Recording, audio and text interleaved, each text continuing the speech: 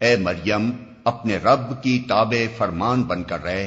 اس کے آگے سر بسجود ہو، اور جو بندے اس کے حضور جھکنے والے ہیں ان کے ساتھ تو بھی جھک جا۔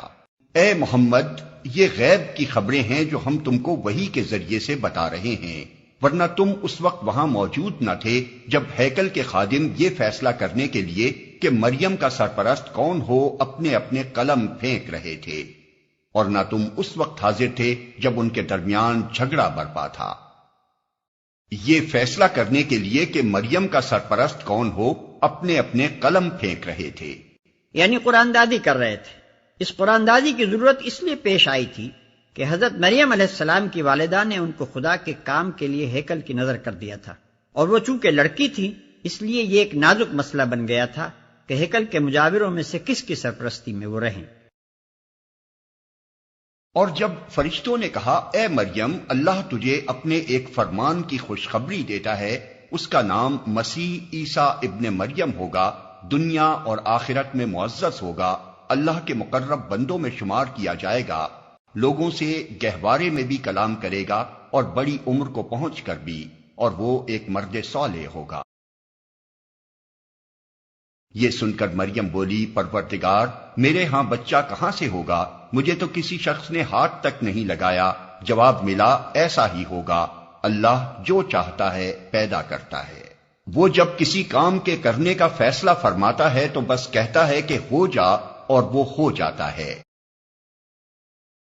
جواب ملا ایسا ہی ہوگا، یعنی باوجود اس کے کہ کسی مرد نے تجھے ہاتھ نہیں لگایا تیرے ہاں بچہ پیدا ہوگا، یعنی لفظ کذالک ایسا ہی ہوگا حضرت زکریا کے جواب میں بھی کہا گیا تھا۔ اس کا جو مفہوم وہاں ہے وہی یہاں بھی ہونا چاہیے۔ نیز بات کا فقرہ بلکہ پچھلا اور اگلا سارا بیان اسی معنی کی تائید کرتا ہے کہ حضرت مریم کو صنفی مواصلت کے بغیر بچہ پیدا ہونے کی بشارت دی گئی تھی، اور فی الواقع اسی صورت سے حضرت عیسیٰ علیہ السلام کی پیدائش ہوئی۔ ورنہ اگر بات یہی تھی کہ حضرت مریم کے ہاں اسی معروف فطری طریقے سے بچہ پیدا ہونے والا تھا جس طرح دنیا میں عورتوں کے ہاں ہوا کرتا ہے، اور اگر حضرت عیسیٰ علیہ السلام کی پیدائش فی الواقع اسی طرح ہوئی ہوتی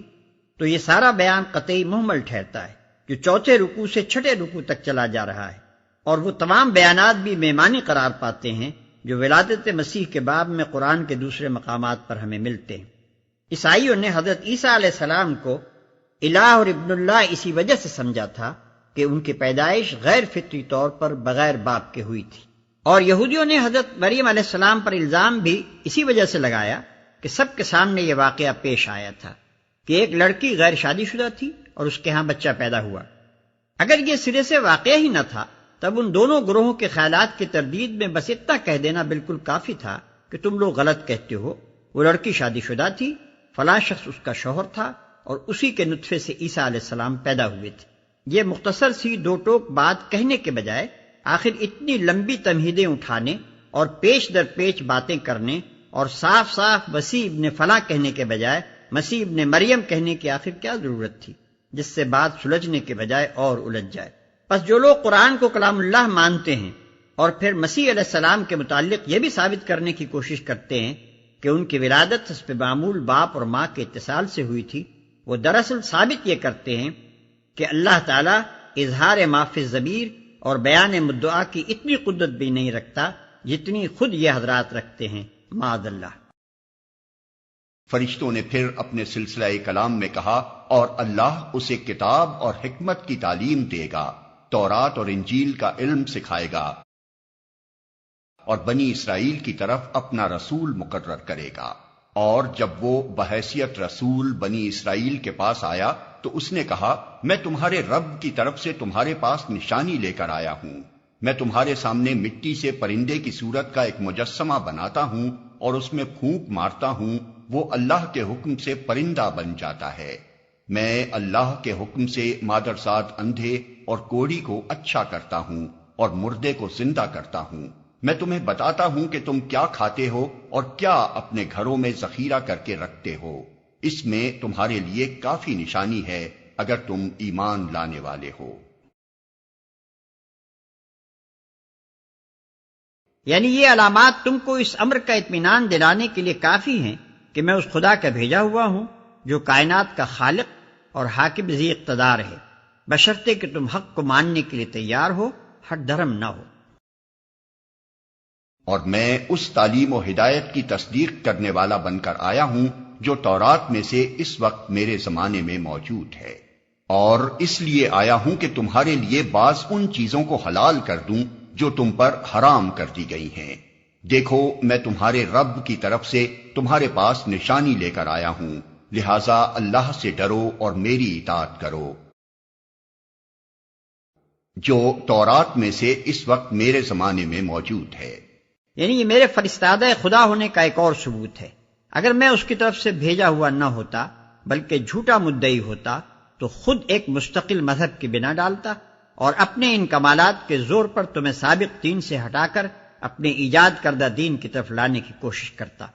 لیکن میں تو اسی اصل دین کو مانتا ہوں اور اسی تعلیم کو صحیح قرار دے رہا ہوں جو خدا کی طرف سے اس کے پیغمبر مجھ سے پہلے لائے تھے۔ یہ بات کہ مسیح علیہ السلام وہی دین لے کر آئے تھے جو موسیٰ علیہ السلام اور دوسرے انبیاء نے پیش کیا تھا، رائج الوقت اناجیل میں بھی واضح طور پر ہمیں ملتی ہے۔ مثلاً متی کی روایت کے مطابق پہاڑی کے واعظ میں مسیح علیہ السلام صاف فرماتے ہیں، یہ نہ سمجھو کہ میں توریت یا نبیوں کی کتابوں کو منسوخ کرنے آیا ہوں،